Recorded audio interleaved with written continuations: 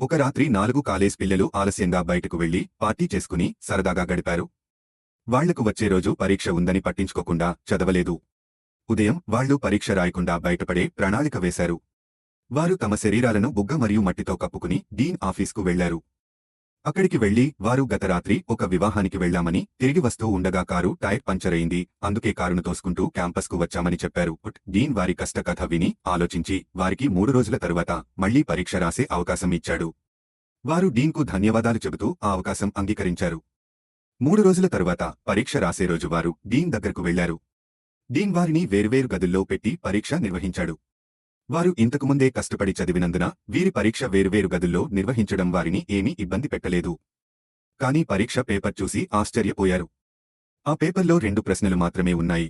మీ పేరు 1 పాయింట్, ఏ టైర్ పంచరయింది. 99 పాయింట్లు. ఆప్షన్స్: ఆ ముందు భాగం ఎడమ, బి ముందు భాగం కుడి, సి వెనుక భాగం ఎడమ, డి వెనుక భాగం కుడి. పాఠం: ఎప్పుడూ బాధ్యతాయుతంగా ఉండండి మరియు సరికొత్త నిర్ణయాలు తీసుకోండి. Please like and subscribe our channel.